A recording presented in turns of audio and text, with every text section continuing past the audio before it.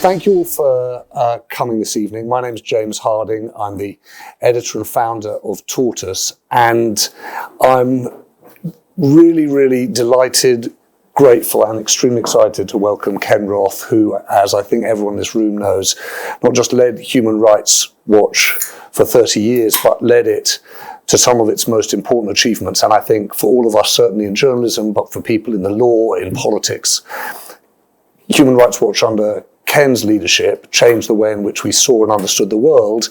And if you read his book, Righting Wrongs, you'll discover it also changed the way in which you think you can make change. And I hope that's what we're going to talk about this evening, Ken. I'm just going to explain one thing. If you've not been to our newsroom before, this Tortoise is our newsroom.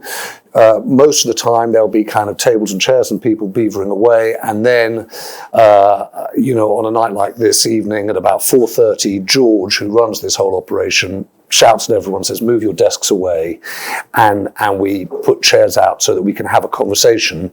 But what we don't want to lose is the spirit of the newsroom. The idea of Tortoise, the idea of the thinking when we started it, was that actually a newsroom is a place where people should come, discuss, ask questions.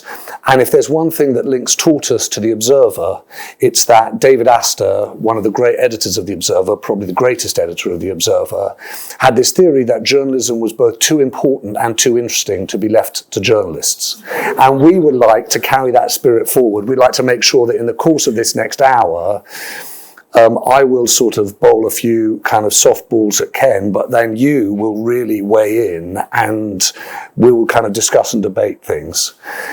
We had a quick chat beforehand about the issues we needed to discuss. Once we'd gone through the list, we realised we might keep Ken here for sort of 4 to 6 hours if we didn't watch out. So the way in which we're planning to do things is to have some time to talk about Trump and then in particular Russia, Ukraine. We're going to talk about Israel and Gaza. We're going to talk about China. We're going to talk about, I hope we'll have time to talk about Rwanda and not least the UK. So those are our main subjects. There will obviously be things that you'd like to raise which may fall outside that. But as we get to each of those subjects, please don't wait. Just catch my eye and ideally kind of weigh in with a kind of succinct, probably provocative point, and we'll discuss it. Ken, welcome. Thank you very much for being here. I'm going to start, if I might say, it's not intended as a softball question. It's actually a kind of a question which I suppose gets to the surprising element of this book, which is that you think it's going to be quite depressing, and it's actually very inspiring, right? And so I wondered, when you thought about writing the book, how are you trying to balance giving people a sense of the challenges on human rights and actually what you can do to make a change? Well, James, first, it's a pleasure to be here. Thank you. I wrote this book in part because when I tell people, I defend human rights, their typical response is, oh, isn't that nice? Great thing to do. You don't make any difference whatsoever. Mm-hmm. And I wanted to show that we can make an enormous difference. And so the book is filled with examples of how we did it. And we did it not by holding a candle and singing Kumbaya. Mm-hmm. We did it by playing hardball. We figured out, what does this abusive government care about? And how are we going to prevent them from getting it until they change? How do we put enough pressure on them that the cost-benefit calculus that leads them to repress is going to force them to step back? And the strategies behind doing that are what this book is about. And for example, very early on in the book, you talk about shaming. And I was interested in that because one of the worries that people have, certainly in journalism, is that we've moved into not just the post-truth age, but the post-shame age. My former colleague, Matt Dancona, would say that's the biggest problem we've got, is that you can expose people to the facts, but then they carry on regardless. Well, first of all, in terms of the post-truth era, I actually don't buy that. Because, yes, social media is flooded with misinformation and the like, but a lot of people want to get to the truth. If that weren't the case, governments wouldn't spend so much time trying to prevent people from accessing the truth. And if they want the truth, they know how to go to Tortoise. They know how to go to respected institutions and find the truth. In terms of shame, what I learned early on is that in today's world, every government has to pretend to respect human rights. This is a matter of their basic legitimacy. It's a way of saying, you people, we serve you, not ourselves. Mm-hmm. Now, they fall short. And when we can investigate, document, and publicize the discrepancy between the pretense and the practice, that is, shameful, not in the sense that they feel personal remorse. I'm not a psychiatrist. I'm not trying to convert these people, but they fear losing power at home if their unwillingness to really support their people, to serve their people, is exposed. And so that gives us power. But did you feel over the course of time that the power of revelatory investigations waned? I mean, not really. In the sense that there are always some people who are beyond shame. I mean, I open up with a discussion of Syria's Assad, who, when you've already used chemical weapons against your people, when you drop barrel bombs, when you're picking them up and torturing and disappearing them, okay, you're beyond shame. But there are other people who influence Assad who were shameable. In that case, Putin, before he invaded Ukraine. And we were able to enlist Merkel, Erdogan, and Macron to pressure Putin to stop the bombing of civilians, in this case in Idlib province in northwestern Syria. And so it's not just a matter of shaming, it's also a matter of figuring out, okay, what other relevant audiences can be moved and how do we get them to put pressure on the target? And it's that 1-2 punch, the delegitimization from the shaming, but also figuring out, what does this government want and how do we prevent them from getting it unless they reform? And what are the limitations, in your view, to hardball?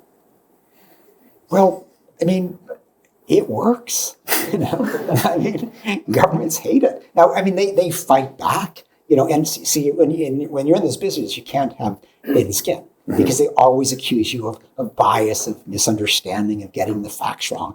And so one of my jobs at Human Rights Watch was to make sure we were always right. Yeah. And everything we put out was incredibly meticulously reviewed.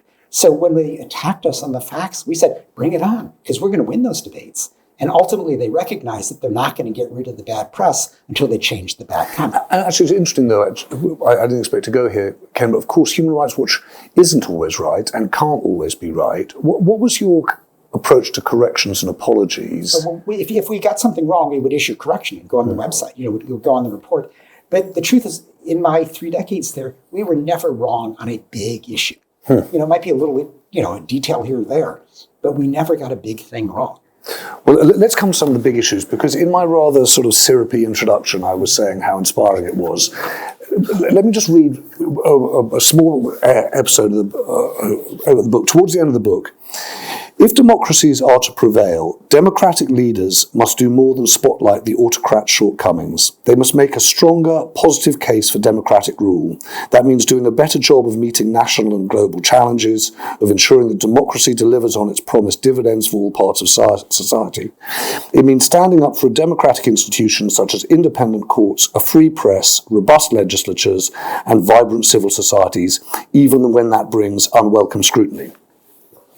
We've been in the newsroom for 8 minutes now. It's time to talk about Donald Trump. I read that, Ken, and in all honesty, I am deeply worried about the capacity for people at Human Rights Watch, but any other civil rights or human rights campaigners, to effectively pursue the objectives that you care about, given what's happening in the United States right now. Well, let me, James, if I could, take a step back and then come to the question. First, this section that you just read is drawn from a broader discussion of what I think is really the issue of our time, and that is the global contest between autocracy and democracy. And the usual view of this is that the autocrats are ascendant, democracy is in decline. And I think that is a simplistic understanding, because if you look at people who today live under autocracy, they repeatedly have shown that they want democracy. And if you look at these, over the last 4 or 5 years, these series of mass demonstrations in, Hong Kong, Thailand, Myanmar, Iran, Belarus, Russia, you just go around the world. When they are stuck with an autocrat who is serving themselves, who's not serving the people, they want out. The challenge for democracy today is actually in the established Western democracies, where people who feel left behind, that they're not being served, they're not being heard, they're not being respected, they're the ones who are ripe for the autocrat's appeal. And so I think the real challenge in the West right now is one, you've got to, critique even autocrats like Trump when they're doing things that are just all about themselves. But more fundamentally, we need to build, improve the capacity of democracies to serve everybody. And in a sense, to fight the autocratic effort to demonize disfavored minorities as a way of changing the subject from their failure to effectively govern. And that requires something different from what progressives are doing these days, because there's a tendency for progressives to use identity politics and to view all of us as just a collection of a bunch of special interests. That is not reaffirming the national community that is the best antidote to this autocratic effort to pick out subsets and set them aside to say that their rights don't count. So I had a strange conversation at the start of the year with a foreign affairs columnist. Unfair to give his name, but let's call him Gideon Rachman at the FT. So, and we ended up having this conversation one night about whether or not the United States poses a bigger threat to the UK's long-term interests than China, right? And of course, it was in many ways a stupid argument. It's kind of argument that kind of journalists have late at night. But what was interesting was that it was even possible to have the argument. And I wonder whether or not your view of the defense of human rights and the role of the United States, beyond just the personality of Trump, is changing. Look, the book is filled with examples of how we have had to get things done without the United States. That's true. This was certainly true under the first Trump administration, where the United States was AWOL when it came to the defense of human rights. And so, when we wanted to address Venezuela, we had to build a coalition of Latin American democracies that was very successful and got it done, whereas if Trump had led it, it would have been seen as an imperialist effort and probably wouldn't have succeeded. With the Saudi-led coalition bombing Yemeni civilians, we went to the Netherlands and a group of European countries and succeeded there in curtailing the killing. So there were ways around Trump. Going back historically, the U.S. opposed our successful efforts to get a treaty banning anti-personnel landmines. They opposed our efforts to get a treaty banning cluster munitions. They opposed our efforts to get an international criminal court that didn't exempt Americans. We won all those battles. But in the book, relatively early in the first third of the book, you make quite a kind of compelling case for the idea that China is a fundamental challenge to the idea of universal human rights. That's true. And let me explain why, because most people are surprised by this. Because lots of governments violate human rights, and China's a big violator because it's taken 1 million out of the 11 million Uyghurs, locked them up until they abandon their religion, their culture, and their language. This is horrible. This is a crime against humanity. But what China's done that nobody else does is it has tried to, first of all, globalize its censorship. So, they really use everything they can to penalize people around the world that criticize China.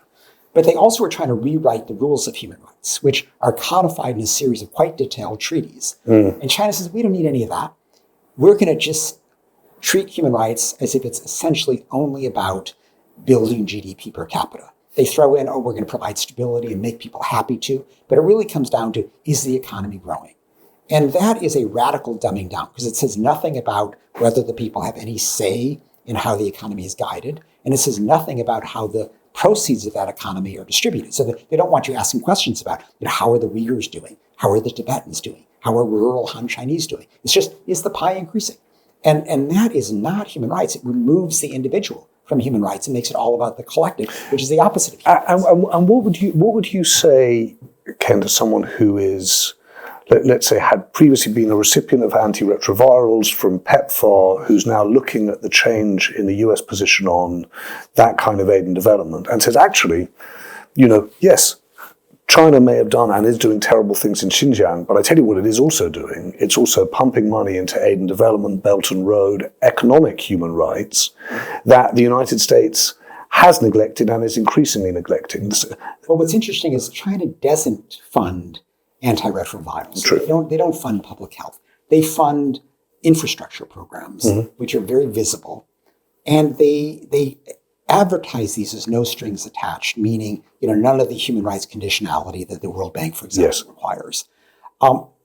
They deliberately obscure the nature of the loans, basically. And it's a virtual invitation for corruption. They're saying to autocratic leaders, take your 20%, it's okay, but just vote with us at the UN. So this is a $1 trillion pro-China bribery scheme. And I guess I'm asking you, has the arrival of the second Trump administration essentially changed that judgment of yours? Well, the Trump administration is not fundamentally attacking the human rights system. They're backing away from it. They're saying we're not going to touch the UN Human Rights Council. We're not going to defend human rights. We've lived through this before. This is not good for human rights. I'm not pretending it is, but it's not a fundamental challenge. I mean, Trump, there's not an autocrat he doesn't want to cozy up to. He's utterly indifferent to human rights when he pursues his foreign policy. This is not that different from the George W. Bush administration and their counterterrorism policy with, they themselves were practicing systematic torture. They themselves were throwing people endlessly into Guantanamo. Trump hasn't done that yet, but he's supporting, ethnic cleansing by Israel and Gaza. He is really kind of indifferent. He was basically applauding Putin the other day when Putin started, launching ballistic missiles at Ukrainian cities. So, I mean, this is a guy who could care less about human rights. Let's talk about the kind of world we're in. Let's start with Russia and Ukraine. Are we into a different era? Are we into a big power politics era? And by dint of that, we're just going to see less attention, less care paid to human rights? I mean, that is certainly the Trump, Putin, Xi Jinping view. You just have series of influence. Yeah. Fortunately, that's not where most governments are, and it's actually not where most Americans are. And the big issue in Ukraine right now, I think people pretty much accept that there's going to be a ceasefire roughly along the existing military lines. The big question is that just an opportunity for Putin to rearm and then reinvade at some future point to pursue his real goal, which is to snuff out Ukraine's democracy so it doesn't serve as a model for the Russian people? Or will there be security guarantees put in place that prevent that? And the security guarantees on the table are British and French troops on the ground with a U.S. backstop. And Trump is not willing to provide that backstop. So how do we get him to change? Now, to say, but that would lead to Putin to violate human rights down the road, he would say, violate what? Well, yeah. So that's not going to stop it. And I think, this comes back to, one of the strategic points I make in the book is you've always got to figure out what does your target care about? And what Trump cares about is his reputation as a master deal maker. And what we need to put on the table is that if he allows himself to be duped by Putin into this naive deal of just having a ceasefire with no security guarantee, and then 4 years later, Putin takes Kyiv, that will be, he will look like he appeased Putin and got snookered. He will look like the Neville Chamberlain of the 21st century. That is a legacy that Trump, doesn't care about. He cares about, above all, himself. And to be viewed as a naive dealmaker who was fooled by Putin is not where he wants to be. So we need to kind of persuade him that that would be the consequence of a mere ceasefire without security guarantee. And can I just ask you, please do weigh on this, because, so I'm going to come to you in one sec. So, George, will you just get, or Jonathan, will you just get a mic to this gentleman with it in the bow tie? So I'm just going to ask just one thing about this. I'm always intrigued, I always actually was really intrigued with the role of Human Rights Watch, how it thought about individuals and societies, personal stories and territorial ones.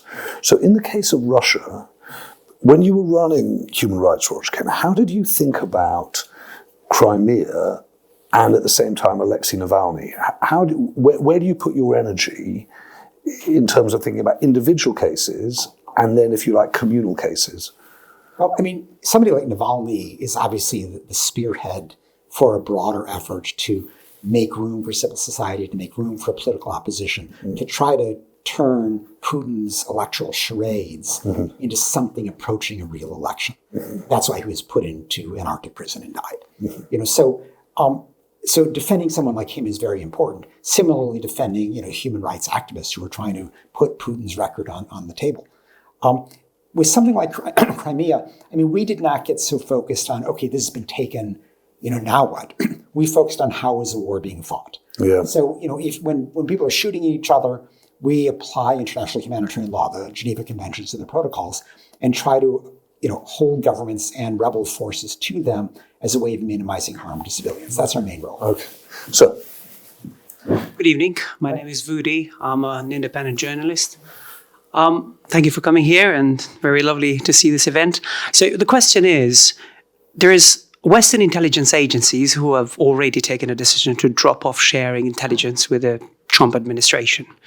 On the other hand, we have a British Prime Minister that's somehow courting to Trump and inviting him to a second visit in the UK. There's been Second visit with the king, right? yeah, well, there's been comments from different newspapers that it's going to cause a constitutional crisis. At the same time, the US is enabling Putin. There's been multiple reports reported by The Guardian that Trump is basically a Putin's tool that's been installed at the White House. What are we doing? Are we pretending that we haven't been bitten, or we're hoping that we haven't been bitten? Thank you. Yeah. No, I mean, Trump has this perverse admiration for Putin. And, I don't think anybody's really been able to explain why. I think part of it is he just, admires Putin's ability to operate without any opposition. He admires Putin's longevity. Trump would love to be, president/king for a long time. But in terms of, what Prime Minister Starmer is trying to do with Trump, I think Starmer's right. And I mean, it's embarrassing as an American to watch other leaders, figuring out how can I stroke Trump's ego to get something done, and it's that kind of pathetic psychology that is driving these momentous decisions of U.S. foreign policy. And that's where we are. So Starmer, like Macron, is just making nice to Trump, trying not to give away the store, but trying to nudge Trump, with this flattery in the right direction. And the crazy thing is that stuff matters. What was Zelensky's big mistake in the White House? By not playing nice enough, and taking the bait when J.D. Vance tried to say, I'm the guy behind Elon Musk, remember me? And then, sabotage. So I can't blame Starmer for what he's doing. This is what you have to do to deal with Trump. It's an awful embarrassment, but that's who the man is. Can I just ask one thing before? I'd like to go on and talk about, unless anyone else wants to kind of raise anything around kind of Russia-Ukraine, because I'd like to go and move on to talk about Israel-Gaza. Before we do, Ken, can I just ask one question? Very early on in the book, I think right at the beginning, you start quoting Martin Luther King, and the arc of history a lot tends towards justice. And then actually, when you get into looking at the kind of institutional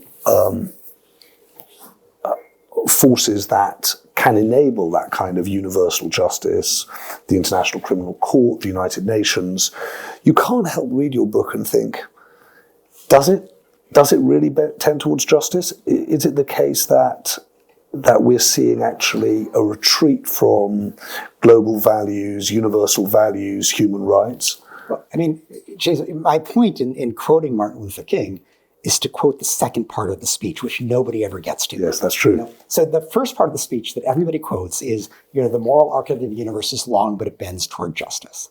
And my point is, that's not true. Right. There is an incessant struggle. And the role of a human rights defender is constantly to push back against the inevitable tendency of governments to violate human rights because it's convenient for them. It's a way to stay in power. And Martin Luther King says that later in his speech. And he talks about the need to push. But it's just, nobody remembers that part. And I was, because I was going to actually read exactly that, because I thought to myself, here it says, human progress never rolls in on the wheels of inevitability. It comes through the tireless efforts and the persistent work of dedicated individuals. Exactly. And King is right about part two, but nobody ever gets to it. So I wanted to raise this before we get into Israel-Gaza, because I think that whatever your kind of history or view or feelings towards what's happened in Israel, Gaza, West Bank too, I think overwhelmingly people have a sense of either sadness or outrage, but overwhelmingly powerlessness. And so I'm intrigued to know what you think as a human rights campaigner you can effectively do, or whether you feel you're just limited to be a commentator on what's on the ground. No. I mean, I think the strategy is pretty clear, which is that Netanyahu has a constituency of one, and that is the U.S. government. The U.S. government by far provides the bulk of military aid and arms sales to Israel. Under Biden said a lot of the right things. He said, stop starving civilians, be more careful about bombing civilians. But he never backed that up with the leverage he had, which is to condition ongoing U.S. arms sales and military aid, with one exception, which was the 2,000-pound bombs that he suspended appropriately, because these are utterly inappropriate in heavily populated areas. These can basically kill anybody in the radius of 2 football fields around where they land. So he did the right thing there, but otherwise he did completely the wrong thing. Now Trump comes in and is even worse. Trump's, wonderful contribution is, let's solve the Palestinian problem by getting rid of the Palestinians.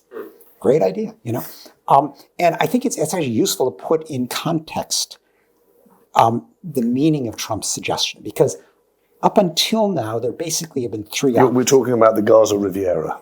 Yes. That suggestion, yeah. But you can't have Gaza Riviera until you get rid of the Palestinians. Right, okay. And the part that, he could have said, okay, we'll move them out to, nice temporary accommodations and then bring them back to the Riviera. He said, no, get rid of them forever. This is another Nakba. And up until now, there were really three options. One was the two-state solution, an Israeli-Palestinian state living in peace next to each other. That's still my preferred option. But, Netanyahu is dead set against that. Netanyahu's preferred option is the status quo, which is to say endless occupation.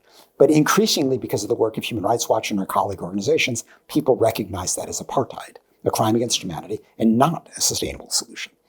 The third option was to say, okay, the settlement venture has proceeded so far. You've carved up the West Bank so much that a Palestinian state will be hard.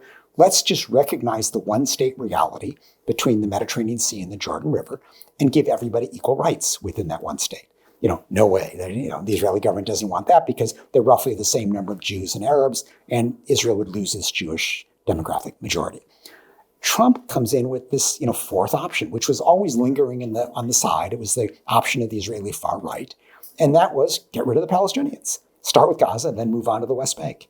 And that is, would be a crime against humanity. It would be a classic, huge war crime. It would make Trump probably subject to prosecution by the International Criminal Court too. But Trump has tried to legitimize this. And, the good news is the Arab states have said no way. And I think this option is dead in the water. But can I ask you a bit about it and a bit about kind of language and your role in all of this, Ken? Because as you say, if you campaign on human rights, you're going to enrage a fair few people. I think it's probably fair to say that even in your 3 decades running Human Rights Watch, your critique of the government of Israel, your arguments against the US policy as regards Israel and Gaza has kind of earned you more kind of fury than pretty much anything else. And I say this as someone who's Jewish and kind of the children of kind of people who left Nazi Germany. I think your parents... My father fled the Nazis. And I think there is a particular fury, isn't there, around someone with that history who is somehow seen not to kind of appreciate or necessarily say enough to sustain the state of Israel and the right of the state of Israel. How do you frame your approach to Israel and your thinking around Gaza and the rights of Palestinians? Well, coming back to the Nazis, because, that really is what motivated me. I grew up with Hitler stories. I grew up with what it was like for my father, who left as a 12-year-old boy in July 1938 to live under the Nazis. And so I was very aware of the evil that governments could do. And this is a big part of what, made me want to devote my life to trying to prevent atrocities of that sort. Now, there are, different lessons people draw from the Holocaust. And Netanyahu's lesson is, we need to be the toughest kid on the block. We've got to preserve Israel regardless of what it takes. And if somebody attacks us, we're going to attack them, 4 times as hard. And we're going to rip up the Geneva Conventions and rip up the Genocide Convention. Anything goes. And I think that's incredibly short-sighted, because, first of all, it does nothing for Jews around the world. And even for Jews in Israel, if there, are no human rights standards, it makes it easier for the October 7th type attacks of Hamas to persist. It makes it easier for Iran to target Israel. And the lesson that I drew from the Holocaust, and that many supporters of Human Rights Watch, including the many Jewish supporters, drew, is that you need to have strong human rights standards that make these kind of atrocities unthinkable. And that they're not a guarantee against them, but you make it harder for them to happen. But you don't have strong human rights standards if there's a Palestinian exception for them. And what do you say when people who are offended by that thinking, because they say, no, look, you can't justify or explain away such atrocities because of the conduct of Israel. Those things are atrocities. Yes, that's true. That's true. I would never say Hamas was justified in doing what they did on October 7th. I think there's no justification. War crimes by one side don't justify war crimes by the other. But if we want to deter these kinds of attacks, the stronger that human rights and humanitarian law standards are, the more forces of whatever sort realize that they're going to face opprobrium if they violate them, the more you can deter them. It's not a guarantee, but that's an important part of the equation, which Netanyahu is actually undermining. And can I just ask you about language, Ken, because around ethnic cleansing, apartheid, these words that are obviously so important in the lexicon of human rights campaigners because they shine a light on, breaches of human rights, also push people further into their camps, can be really polarizing. How do you think about that and trying to bring, deeply opposing sides together and your use of language in that context? Well, let me, James, answer you in terms of apartheid. And, Human Rights Watch was actually criticized by some Palestinian groups for taking so long to get to our apartheid report, which is, a fair criticism. But for many years, when you would point out the oppressive discrimination that existed in the occupied territories, people would say, well, yeah, it's not great, but there's the peace process. The peace process will solve all of this. And, that may have been credible for a decade, and may have been credible for 2 decades, but, 3 decades and counting, there is no peace process. That's just become an empty excuse to not discuss what's happening. And so we felt compelled to look at this with open eyes. We were not making an historical analogy to South Africa, as we said in the report. We were applying international law, basically the International Criminal Court Treaty and the UN Convention Against Apartheid.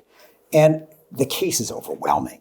Our 200-plus page report, filled with facts, filled with legal analysis, makes 100% clear that Israel is committing the crime of apartheid in the occupied territories. And indeed, when we put the report out, the Israeli government didn't know what to say. There was nothing wrong with the report. So they came with, you're biased, you're anti-Semitic, whatever. But, we took that as a victory. So let's talk about, sorry, do weigh in, sir. Sorry, I couldn't see. Sorry, forgive me. Thank you. Hey, my name is Mike. And, as I'm sure everyone can judge from the accent, I am American. And I also say I am a Jewish American as well. My question pertains to the issue of Israel in U.S. politics. You and I both know, and many in the room may know, that Jewish Americans consistently vote for the Democratic Party around 70 to 80%. And no matter what has happened externally, those numbers have stayed pretty consistent. There's different exit polling from different NGOs. If anyone's That's roughly true, yes. Yeah. And so I guess my question to you is, how do we get some sense into the Democratic Party that blind loyalty to Israel is not either what's a political necessity to keep Jewish Americans as a constituency, nor is it really what Jewish Americans have consistently shown to be in their interests, and nor is it, of course, in our strategic interest. Yeah, I completely agree with you. I kind of hoped that, when Kamala Harris sort of continued the Biden approach of allowing no real space between the Democratic Party and Netanyahu, that the reaction of the large Arab population of Michigan, one of the swing states, would show Democrats the cost of that. Now, the election ended up not being quite as close as it might have been. So that's the fact that so many Arabs voted for Trump, which I think was crazy, but they did, didn't matter that much in the end. But, it was an opportunity to try to make the point you're making. And, Netanyahu long ago gave up on most American Jews because most of them, as you say, they're liberal. They vote for the Democrats. They believe in rights. And he essentially banks on, a very narrow segment of conservative Jews that rally around AIPAC, the lobbying group, but mainly Christian evangelicals who, for their own reason, support the state of Israel because they see it as the prelude to the second coming of Christ, which is an odd thing for the Jewish state to be banking on because Jews who don't convert at that stage will presumably go to hell. But I guess that's in the long term, so they can put up with it. But it is very disappointing how Democrats may say they support human rights, but for so many elected officials, there is an Israel exception to that. And, that's one of the challenges we have. I do think that that's the best way over the long term to switch Netanyahu or to switch the Israeli government. There are also ways to switch Trump. And there may almost be a Nixon in China opportunity with Trump to push him to push Netanyahu. But, for the Democratic Party to think that its success requires ongoing blank check report for Israel is really disappointing. And sorry, if you've got a few views to weigh, just one of the things that's impressive in the book is your patience, Ken. It's just, good things can happen, but it takes time. Yeah. What's when I look at your three options on the Middle East, in the end, you really come back to the first. I do. And let me tell you what I think the only real option we have with Trump. Yeah. And it's similar to Ukraine. But, what Trump really wants here is Saudi normalization of relations with Israel. This would create an anti-Iran front. It would earn him the Nobel Peace Prize, And that's the kind of stuff he cares about. He's not going to get there through ethnic cleansing of Palestinians. The only way he'll get there is, the Saudi Crown Prince says no normalization without a clear path to a Palestinian state. The Saudis and the Emiratis say we're not funding Gaza's reconstruction without a clear path to a Palestinian state. Trump has got to twist Netanyahu's arm to allow that path. And, Biden would never do this, partly because Biden is still stuck in 1967 in his view, where, Israel was David surrounded by the Goliath of Arab countries, but partly because he just, he was worried that he would be outflanked by the Republicans. But if Trump were to turn, there's no way to the right that Netanyahu can look. And so just as Trump was able to force Netanyahu to agree to this current temporary ceasefire, he could force Netanyahu to agree to steps toward a Palestinian state. The only way, again, to do that is by appealing to Trump's self-interest, the master dealmaker, which is, again, to try to get him to do the right thing for the wrong reason. But that's our best option.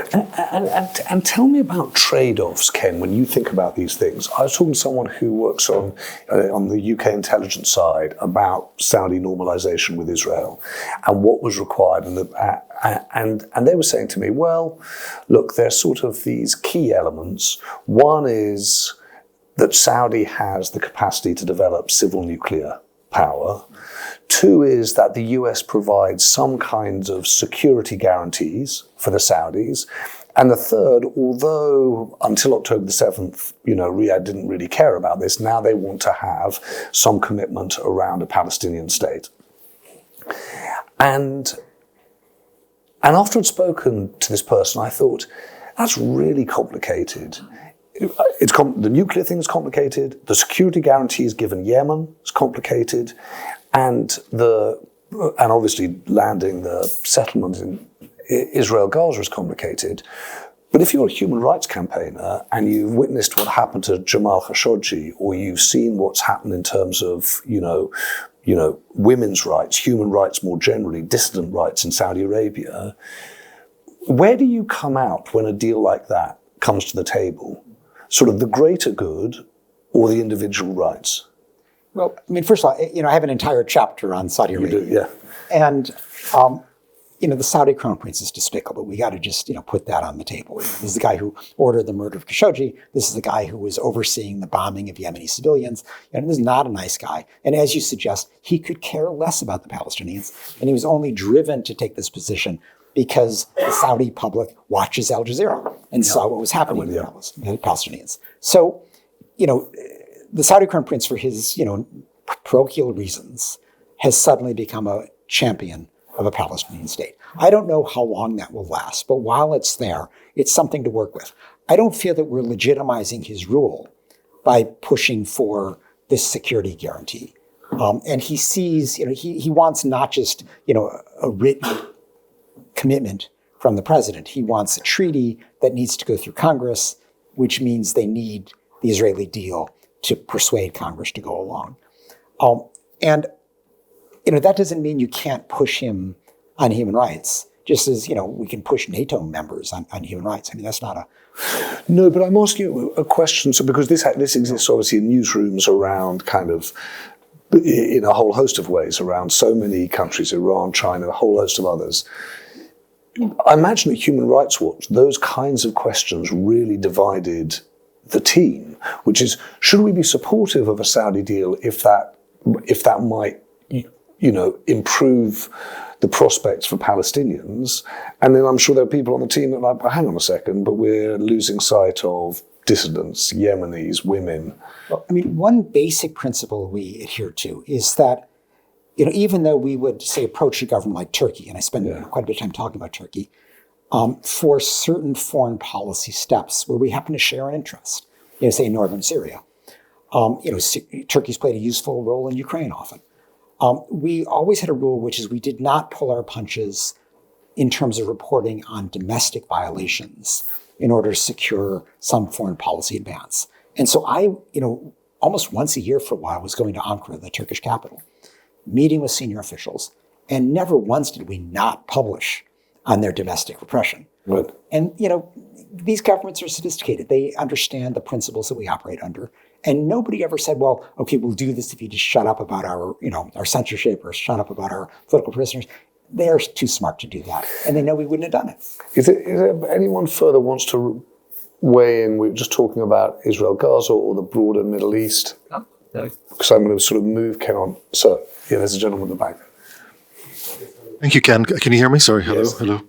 Yeah, I'm just wondering, just to float an idea from outside the box. I'm Lebanese Canadian. And as a Lebanese, I don't know if you guys know, we are the king of deal making. And if Israel cannot make a deal with Lebanon, I mean, it's beyond reality. It means they don't care. Like, they really don't. I mean, they want to perpetuate like a continuous state of tension and so on to make themselves look like the policemen, get free weapons, free everything.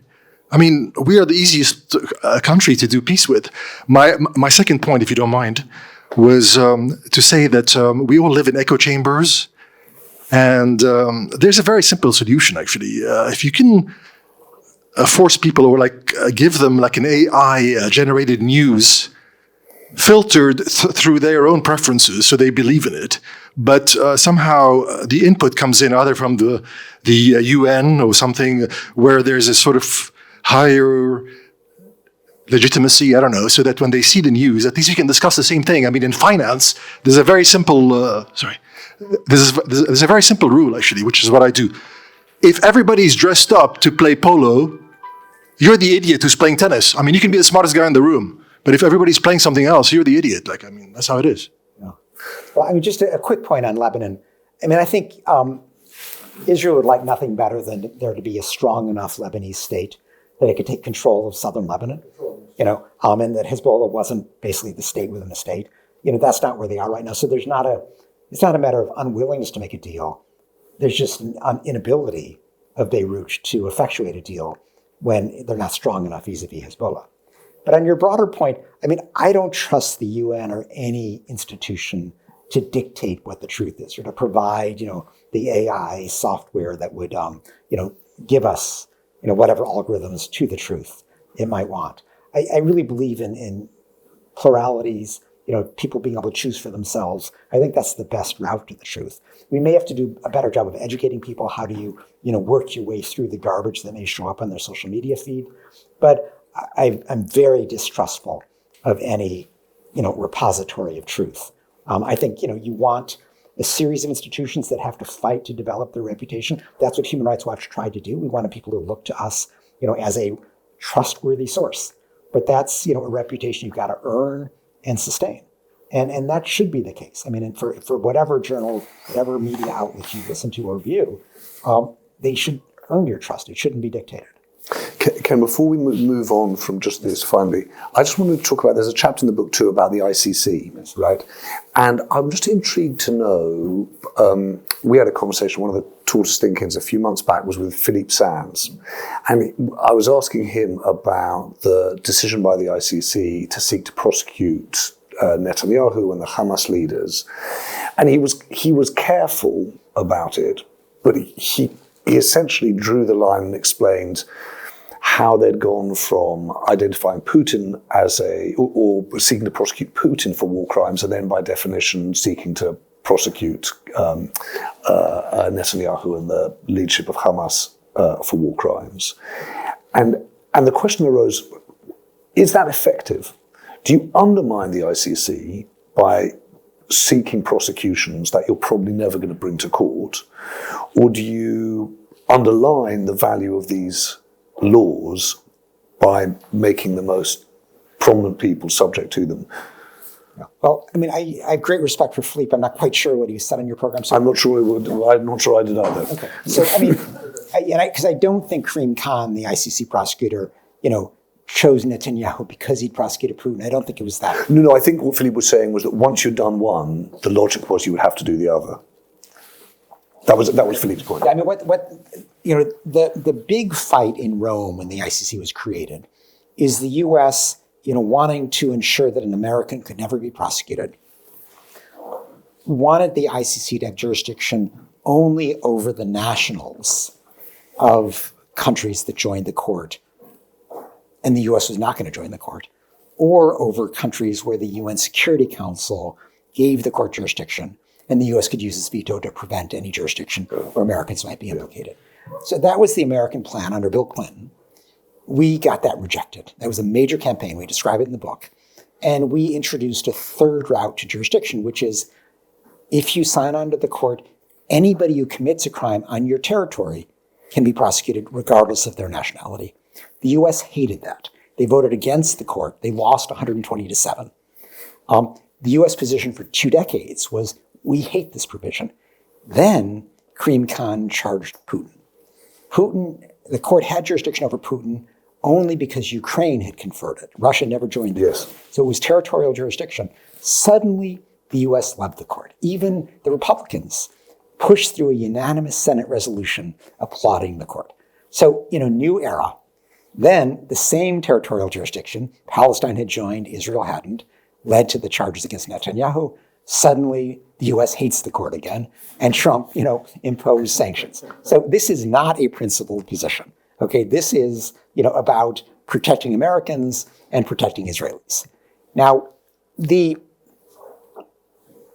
does this matter? Because, neither Putin nor Netanyahu is going to find themselves handcuffed in The Hague anytime soon. No. I think it does matter for 2 reasons. One is, governments fight tooth and nail to avoid condemnation even by the UN Human Rights Council. They certainly don't want criminal charges by the ICC. That's a much greater stigma. So there's a shaming element. Second, there's a real consequence because suddenly there are 125 member states of the ICC who have an obligation to arrest you if you show up. Now, are they going to arrest Trump tomorrow? Of course not. Are they going to tell him not to come? Yes. And just like Putin, couldn't go to the BRICS summit in South Africa because South Africa would have been obliged to arrest him. Suddenly, if Trump is charged, Netanyahu having been charged now, he cannot travel to Europe. And you don't worry it's performative. It's real. I mean, and the idea that somebody can never end up in the dock, never is a long time. Yeah. And I mean, I look back to Slobodan Milosevic, the former Serbian leader, who was charged not by the ICC, but by a similar tribunal. And he thought, I'm president, what's going to happen to me? But that only works if you're president for life. And he, was toppled. He tried to steal an election. The public was outraged. They protested. He had to step down. And the new government came in, and Europe and the United States said, if you want sanctions lifted, surrender Milosevic to The Hague. And it happened. I want to talk about Rwanda partly because I want to talk about the UK and what all of us can do today. So tell us what you think about the UK relationship with Kagame. Well, first of all, let me explain who Kagame is. Yeah, I'm obviously president of Rwanda. What he's known for is he led something called the Rwandan Patriotic Front, a rebel group at the time, that stopped the genocide. So he came into power with a lot of goodwill. What people don't talk about, and this is the dirty little secret that he hates, is that his force executed 30,000 people as they were retaking the country. And we tried to get him prosecuted for that, and the international prosecutor just refused. I describe this in the book. He has, with that impunity behind him, he has led Rwanda as an absolute dictatorship. No opposition allowed, no independent media, no independent civil society. It is a pure dictatorship. You get detained or shot if you oppose him. He then periodically has invaded Eastern Congo because it's a very mineral-rich area.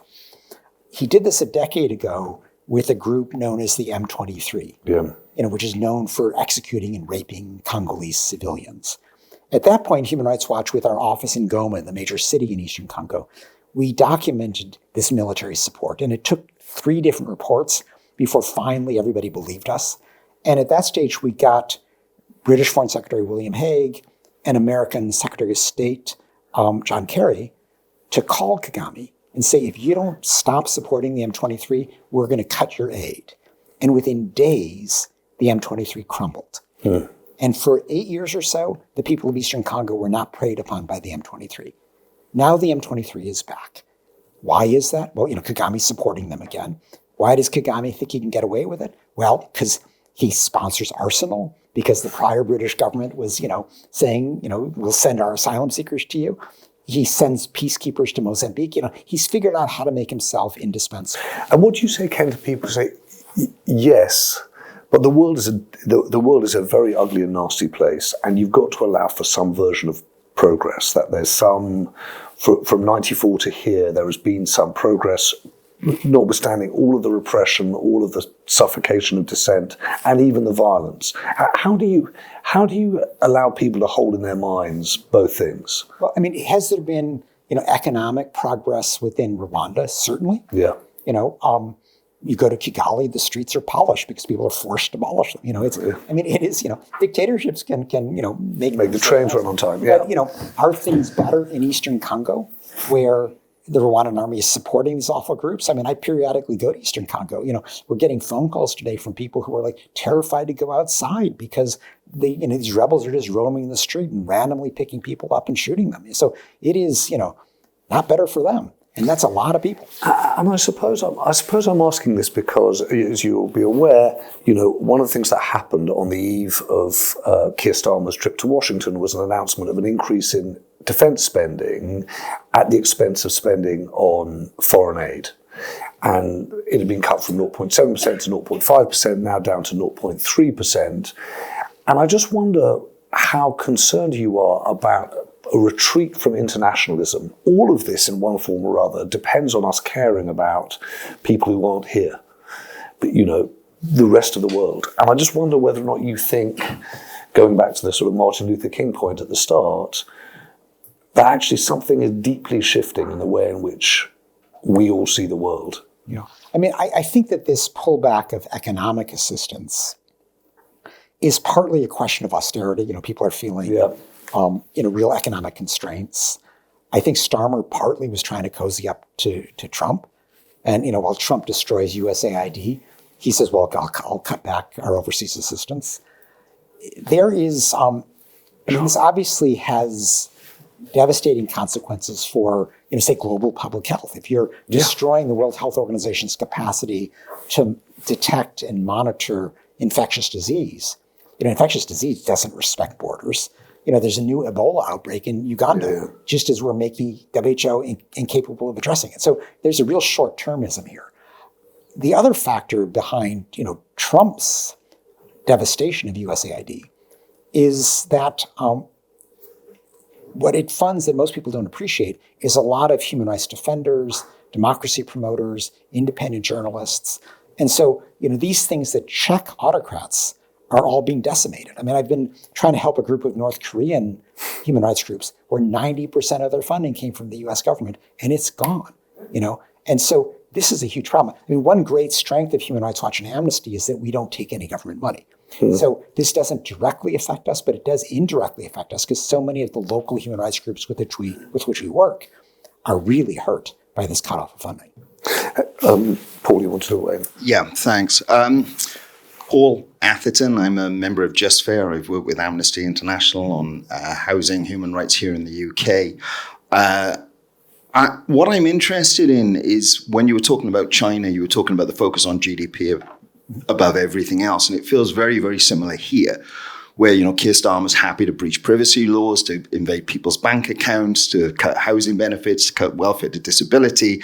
And we've obviously been pulled up numerous times by the United Nations for our breaches of human rights. How do we campaign here to get our government to comply with human rights? Well, I mean, I think what you're talking about is economic and social rights. And, the best way is really to show how cutbacks in assistance affect ordinary people. It's telling these individual stories that matter. And I think what you're alluding to also is, there's this tendency for many governments, including the British government, to rely increasingly on algorithms as a way of sort of, regularizing the distribution of social benefits. And we've kind of learned to distrust officials with discretion because it's so easy for them to be racist or biased in some way. But I think we have to think twice about that because, algorithms themselves can be racist or biased depending what, information goes into them, how they're trained. It also, the more something is online, the more it tends to be inaccessible to the poorer segments of society who may not have the digital education required to access this. Sometimes you just need somebody to talk to, and it's hard to get to that person as they cut back. But it's designed that way. The welfare system in the UK, first we introduced premium telephone numbers to prevent people getting access to it. Then we put it all online. So the structures that we're building in here are specifically designed to eliminate that part of the nation. And austerity, of course, was brought in back in 2008 to fund the banking system. So it was gross domestic product over humanity and welfare. I want to try and respect time because I know everyone should buy at least one copy of Ken's book, and B, I'm sure people want to sort of talk to you afterwards, Ken. And you should let people know that I'm happy to sign. Yes, okay, thank you. That's really good of you. I didn't know that, but thank you.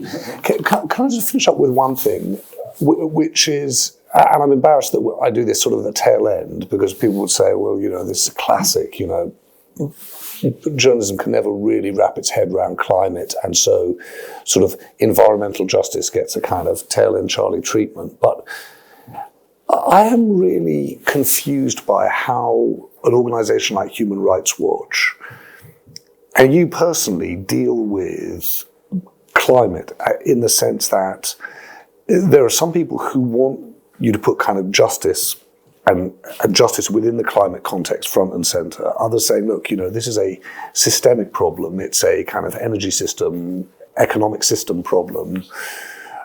How do you think about that? Because when you read most of the book, you're mostly dealing with violence committed against individuals by states. Well, I mean, I describe in the book the approach that I encourage Human Rights Watch to take, which they've largely stuck with. And that is, I didn't want to just replicate the work of the many good environmental groups out there that are kind of focusing at a macro level at the threat that climate change poses. And for us to be yet another group that says, climate change is bad and try to reduce carbon emissions, it's just, there was no value added there. So I should try to figure out, okay, where are we value added?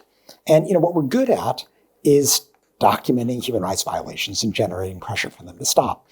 And so there were sort of two possible routes in. One that was less interesting in my view was to show how climate change was affecting individuals. And that would, encourage governments to come in and protect those individuals, help them adapt. But that was, in my view, too fatalistic because it didn't address the cause of climate change. I really wanted to address either carbon emissions or the destruction of forests as a carbon sink. And so what we settled on was ways in which, by looking at just classic human rights violations, we could stop deforestation. And I give a long example in the book about what we did with the Amazon, where we highlighted violent attacks under Bolsonaro, the prior Brazilian president, on what we called forest defenders, which could be environmental activists. A lot of times they were just indigenous people. But these were people who were committed to protecting the forest, and the cartels that were deforesting were killing these people. And so by documenting this classic human rights violation and putting pressure on Bolsonaro to stop it, we thought, okay, well, we could mitigate deforestation in the Amazon. Now, Bolsonaro didn't really care about violating human rights. But what he did care about was economic growth for Brazil. And so he wanted two things. He wanted the European Union Mercosur free trade deal. And Mercosur is the South American trade pact that includes Brazil. And we were able to hold that up because of his deforestation. Now under Lula, the new president, it may be back on track. The other thing he wanted into the OECD, the Club of Developed Nations. And in particular, he wanted onto their environmental committee as a way of, cleansing his record on the Amazon.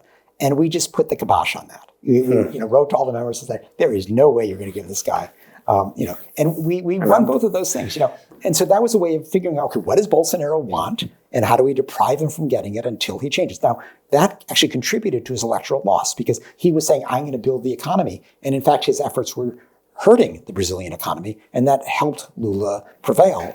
And now Lula is much more serious about stopping deforestation. But as we finish up, Ken, what would you ask everyone individually to do? If you could say, do this today, do what? All right. I mean, people tend to say, what can I do? I'm just an individual. But if you understand sort of the key tool of shaming that I describe in the report, what this requires is a strong public sense of right and wrong. If we shine a spotlight on governmental conduct and people say, oh, nice job, we get nothing done. The public has to see this as wrong. And in today's world, what forms public opinion? It's much more the views of your family, your friends, your coworkers, rather than some distant media outlet. And so what you say around the coffee machine, what you say at the dinner table, what you say on social media, helps to build that sense of public right and wrong that is key to the defense of human rights. That's the foundation. So it may, sound distant, but it is essential if we're going to ultimately hold governments to account to the standards that we try to uphold. Well, on that note, the idea that we can all be advocates and campaigners is great.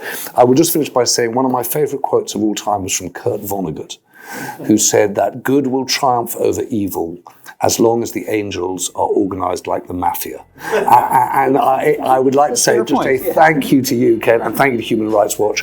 Ladies and gentlemen, Ken Roth.